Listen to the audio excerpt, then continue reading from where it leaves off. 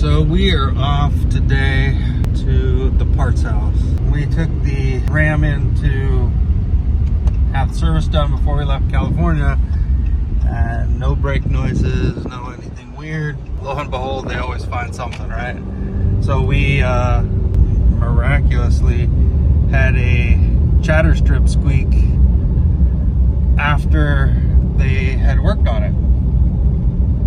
So we'll look and see if we can find any evidence on it, but it seems awfully strange that nothing problematic, no squeak noises, nothing before they inspected it, and after they got done with it, it had brake squeak. But we're gonna go get some front brake pads and we'll set some stuff up and see if we can't walk you through doing a garage brake job on the front of a 2021 Ram 2500 four-wheel drive. So we're off to the parts house. Be back with you in a bit. All right, so we ran over at the AutoZone. No affiliation with these guys. They're just the closest one to us. So we got the super premium pads, brake clean, some shop rag roll, and we're headed back to the house. We're gonna do the car shuffle, and then we will get on to tearing this thing apart. Should be back with you shortly.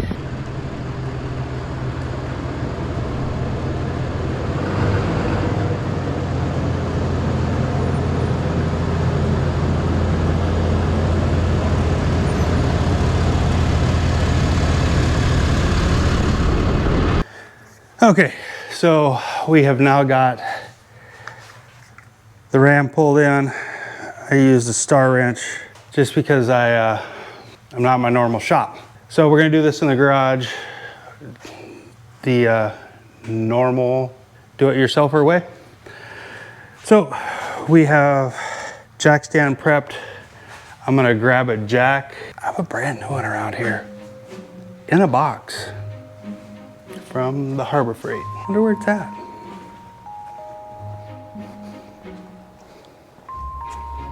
I can't find anything. Ah, there it is.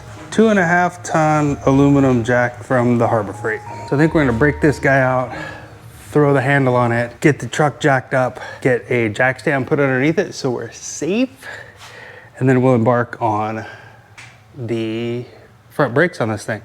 Little squeak, squeak, squeak going on. Not bad. I don't think there's much wear on the rotor, so we're gonna forego the rotor, but we'll see when we get it apart. We might be jumping in the Jeep and heading back to town to get a rotor or a couple rotors.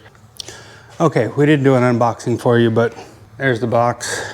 Here's the jack. It does come with this little plastic stoppy piece in it. Keep the handle from moving. In true, don't read the instructions style, I just yanked on the handle until it blew it out, so it's out.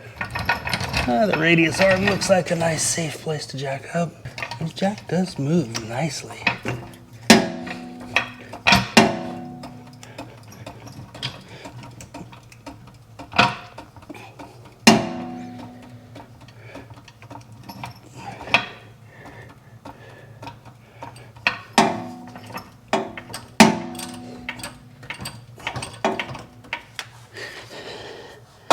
Of course, I got the jack in a spot that's only gets 1/8 of a pump every time. It's off the ground. It's off the ground. Yes. I bet you we can't get the jack stand underneath it.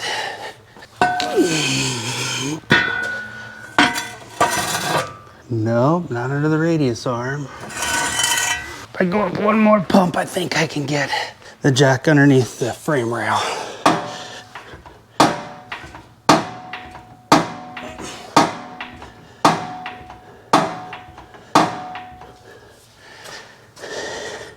Then at least we won't die. Oh yeah.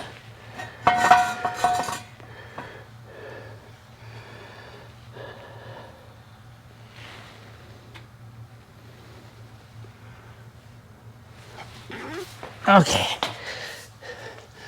So I don't know if this is the right spot or not, but that's what we're gonna do.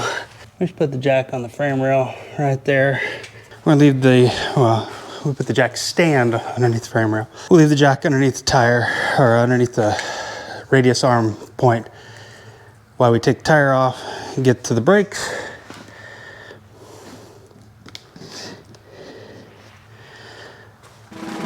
Let's see what we find.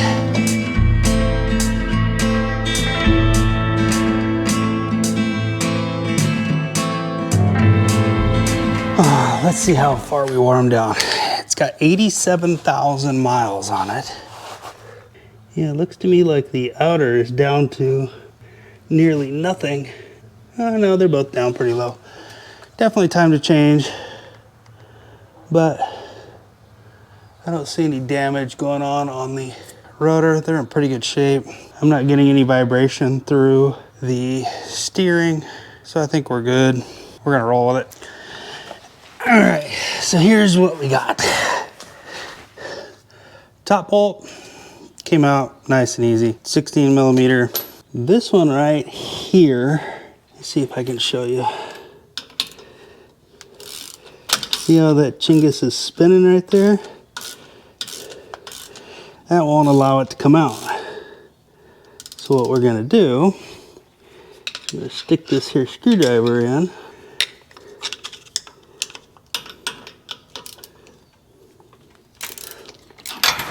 Drooled on myself. Just enough to hold it. It broke loose. And see, come right out. Okay, there's that bolt. No problems, no problems. But these just pop right off. The problem is that we just drove this to town and that caliper's hot. Let's see, 87,000 miles. Let's see whether we got all our good out of them. What do you think? Think we got all our good out of them? They're close. Need another 100,000 on them. It's hard to tell. This is the backing plate. This little 1/32 piece right here is the material.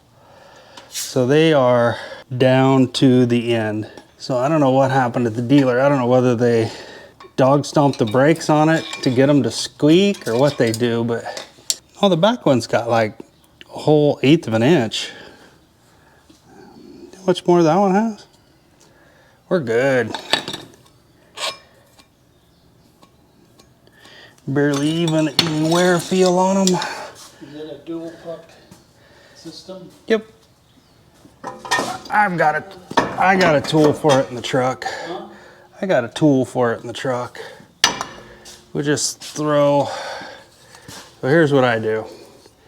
I throw my shoe back up in there, and then I'll show you the fancy tool that I got for it.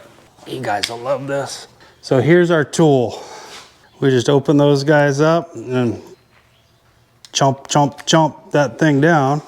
Some nice even pressure on them, and they should just scoot right back in. If you try to go too fast when doing them like this, they'll push the other puck back out. And just work yourself back and forth. You should be able to push them right back in. Looks like we're walking a little bit. So we try to limit the giant black UFO mark we're gonna leave in the floor.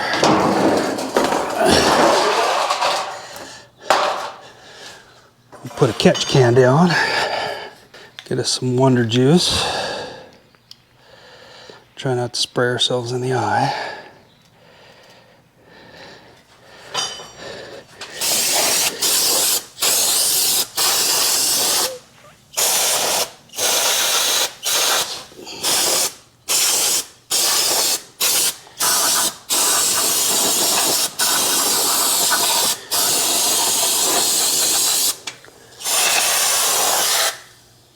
Hear how hot it is?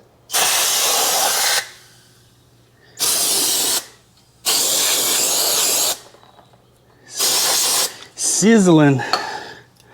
All right. I set them over here because I wanted to walk around the truck 4 more times.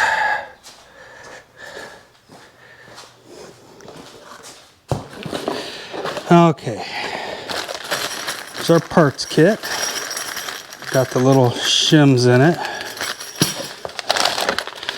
And I think I'm about 50-50 on whether or not I replace those things. And these come with a little back on them. It helps them so they don't chatter. These are supposed to be the premium pads. Supposed to have a little better bite power on them. They have this little stuff on here that's supposed to help them seat in. I don't know. So, for sake of doing this the right way, we'll take the little things out. If you're unsure, they give you a little splitted view here on how to do those. There's two different styles.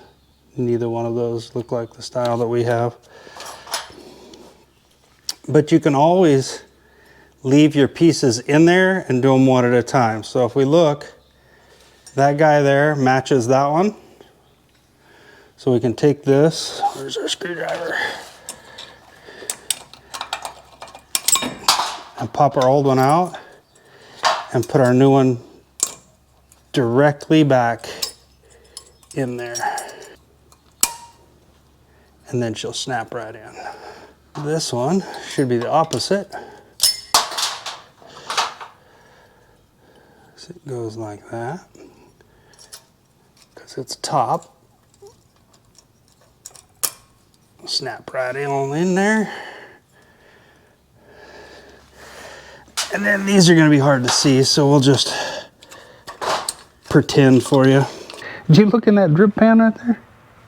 Huh? Did you look in that drip pan? Oh, a baby lizard. He didn't make it. He tried to drink the oil. Lizards can't live on oil alone. There's got to be two different ones.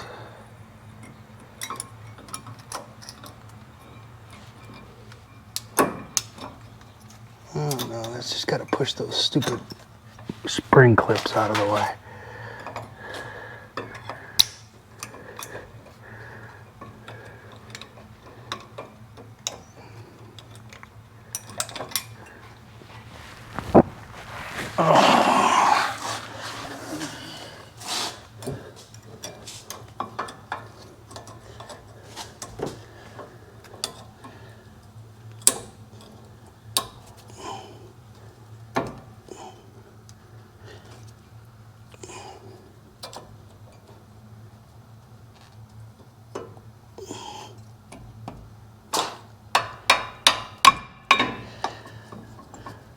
So you have to depress these little springy clips which keep the pad pushed to the outside.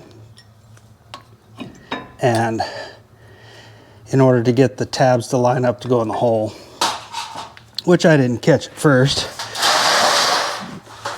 Made me think we were putting things together wrong. Make sure that you, Yahtzee,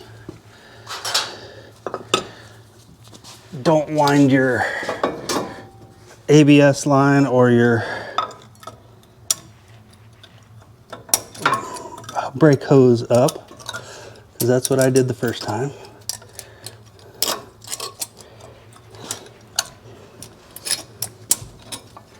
Okay, now this should just mount right up on here. Push your little sliders in, lift your caliper up. Then if you hold your caliper up just a little bit with your offhand and throw your bolt down there on the floor. These calipers are no joke. These suckers are big. Should be able to get a bolt started. As long as they cross thread, you don't need Loctite, right? I never do Loctite them. Never have.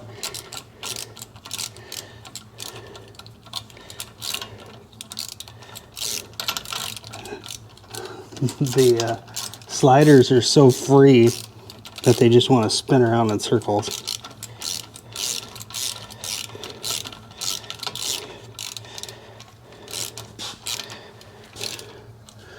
Okay.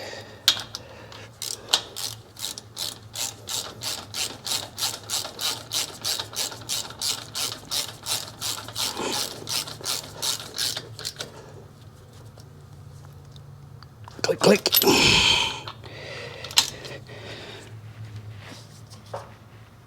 Click, click.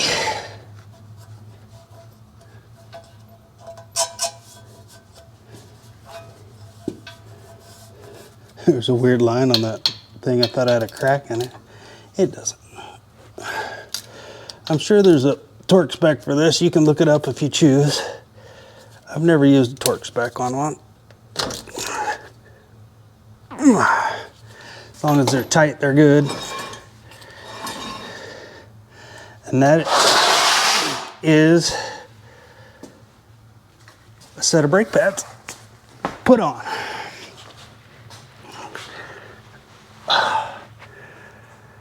It is hot here. I think it's 100 today. Yeah, 102. And that's like sweater weather for what we've been getting. And think about all those people that have never seen one of these used. Now the test for this jack.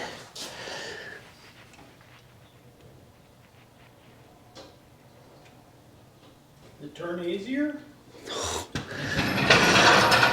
Like zero effort. One-handed, no curse words.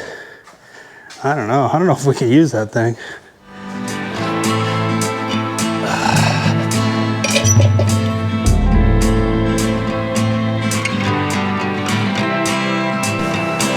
Okay, so here's why we didn't film the this side over here. We fired the swamp cooler up, and it was much nicer over here. But you can probably hear the fan running the entire time. So we are buttoned back up on the driver's side. We're gonna get in it. We're gonna fire things up, and then we're gonna slowly depress the brake pedal so that we can let those calipers push back out. So here we go.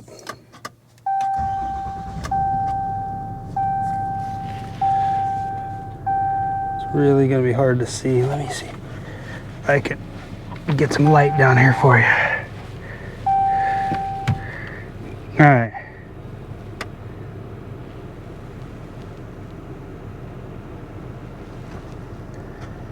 Brake pedal went all the way down.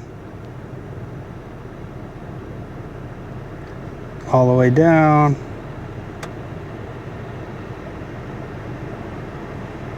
All the way down. Starting to get a little pedal. A little more pedal. Let the ABS catch up to us. Okay. We should be good. Put some crap back in the armrest.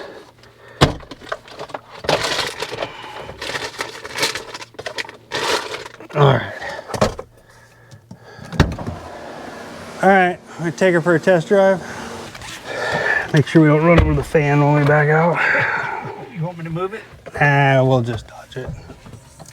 I can jump out and move it real quick. Ah, it should be out of the way. Okay, it stopped that way.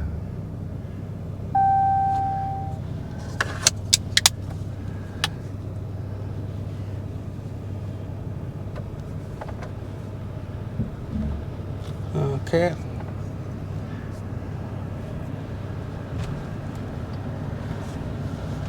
We'll have to seat the brakes in a little bit.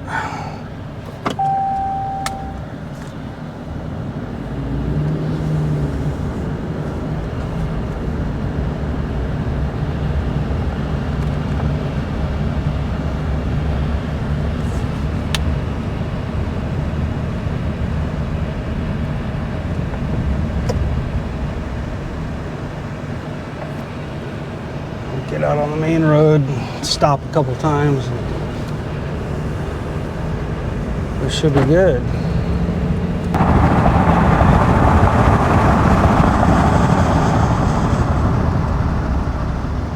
Yes, she's all good.